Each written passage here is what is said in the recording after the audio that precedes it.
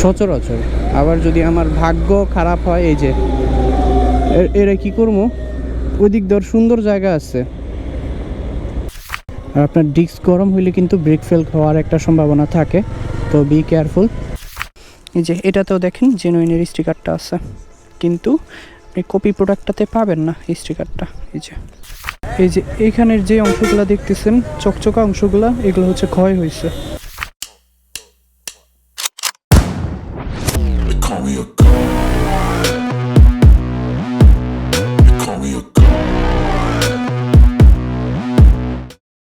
What is up guys, hope all is pretty good. This is Sajjad Hussain Prachurjo. Welcome to Frantic Movers. Good morning. এখন বাজে 9:28। আজকে আমার exam আছে 10:30টায়। আমি কি মাপের স্টুডেন্ট হইলে মানে এক্সামের 1 ঘন্টা আগে বের হই। হ্যাঁ, মারাত্মক স্টুডেন্ট আমি।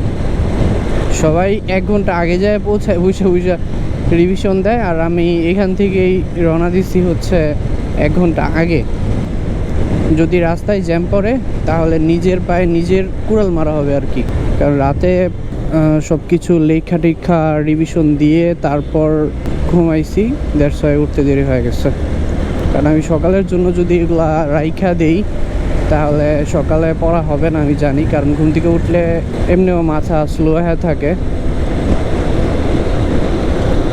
এখন হয়তো তেমন একটা জ্যাম থাকবে না, সকাল টাইম জ্যাম খুব একটা থাকে না সচরাচর।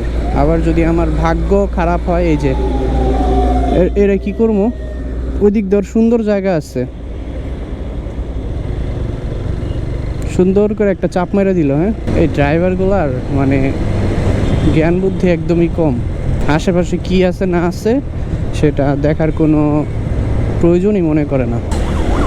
মনে করে আমরাই রাজ্যের রাজা, মধ্যবয়স্ক, তারপরে এই অবস্থা কেন। এখন বাজে 9:49, রওনা দিছি 28-এ, দ্যাট মিনস কত 20-21 মিনিট লাগছে। তো এখন বাজে 12:13।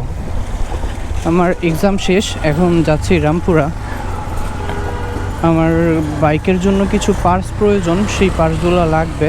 আমি বাইরে থেকে এমনিতে পার্টস লাগাই না, কারণ অথেন্টিক জিনিসটা পাওয়া যায় না বাইরে থেকে। তো আমি টিকটও চলে আসছি।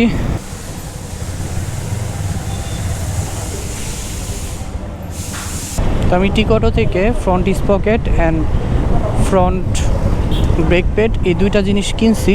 ওইখান থেকে লাগাই নিতাম, বাট লাগানোর টাইম নাই। মূলত সবাই লাঞ্চে চলে গেছে, এখন ওনাদের কারিগর নাই। তো লাঞ্চের পরে যা তারা আবার শুরু করবে, এখন তারা বাইকে হাত দিবে না। আমার অনেক বেশি টায়ার্ড লাগতেছে, বাসায় যাব। তো আমি এটা আমাদের ওইখান থেকেও লাগাই নিতে পারবো, দ্যাটস ওয়াই জাস্ট আমি কিনা নিয়ে আসছি। আমার স্পকেটটা আর ব্রেক প্যাডটা দুইটা মিলে আমার নিচে 800 টাকা। কিন্তু এই 800 টাকা থেকে কিন্তু আমি কম দামে যদি বংশাল যাইতাম তাহলে বংশাল থেকে মিনিমাম 300 টাকা কমে আনতে পারতাম, মানে আরও রিজনেবল প্রাইসে পাওয়া যেত। কিন্তু সেগুলো আমাকে দিত কপি।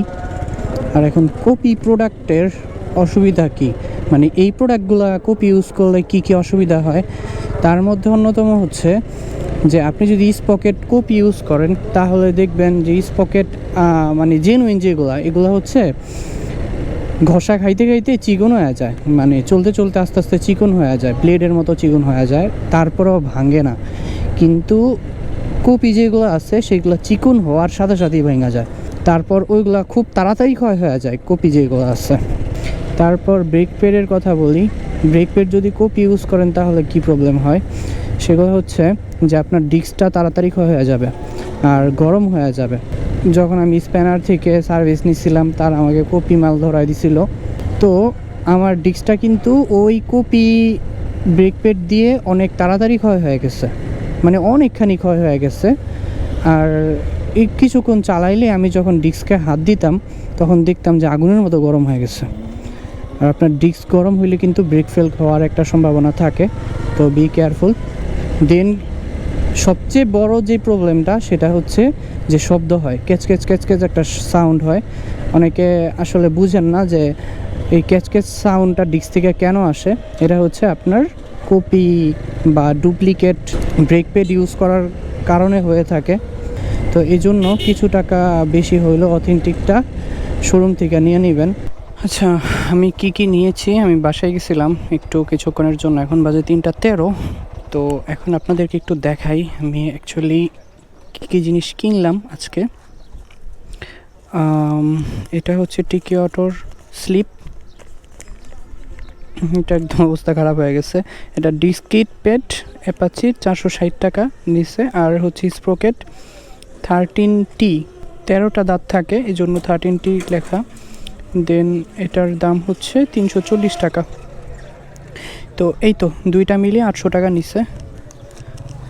আর আপনাদেরকে আরেকটা জিনিস আমি এনশিওর করি যে অনেকে copy product and original product চিনে না। এটা চেনার জন্য যে জিনিসটা আপনাদেরকে আমি বলবো সেটা একটু খেয়াল করেন। এখানে এটা হচ্ছে অরিজিনাল প্রোডাক্টে একটা সিল থাকবে, যে এরকম জেনুইনের একটা সিল থাকবে। আর এখানে কোনো ইয়েলো কালার কোনো শেড কিছুই নাই। কিন্তু দেখেন কপি প্রোডাক্টটাতে কী আছে। এটা কিন্তু ক্লাস সুইচ নিয়েছিলাম আমি অনেক আগে, এটা ইনস্টল করা হয় নাই।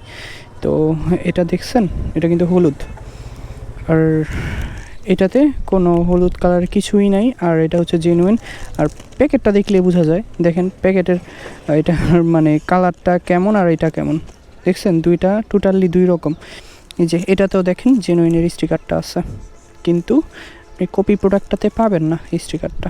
এই যে দেখছেন দুইটার ডিফারেন্স, আশা করি আপনারা বুঝতে পারছেন। তো এখন আমি যাচ্ছি বাইকার সলিউশনে। এখান থেকে আমি ব্রেক প্যাড আর স্পকেট এই দুইটা জিনিস ইনস্টল করে ফেলবো। এই যে দেখেন আমার স্পকেটের অবস্থা। এই স্পকেট এটা একদম চিকন হয়ে গেছে, ব্লেডের মতো চিকন হয়ে গেছে প্রত্যেকটা, আর হালকা করে বাঁকা হয়েছে। এই যে এইখানের যে অংশগুলো দেখতেছেন চকচকা অংশগুলো, এগুলো হচ্ছে ক্ষয় হয়েছে, এগুলো কিন্তু আরেকটু থাকে। একদিকে দেখেন ঢাল হয়ে গেছে, এই পাশটাতে ঢাল হয়ে গেছে। আর এই যে দেখেন আমার ব্রেক প্যাডের অবস্থা, এই যে এই সাইড থেকে দেখলে বোঝা যায় একদম চিকন হয়ে গেছে। যদিও অনেকে আরও বেশি চালায়, দাগটা থাকা পর্যন্ত চালায়, কিন্তু এটা সমস্যা হইতে পারে। দেখেন এদিক দিয়ে ভাঙ্গা অবস্থা খারাপ হয়ে গেছে।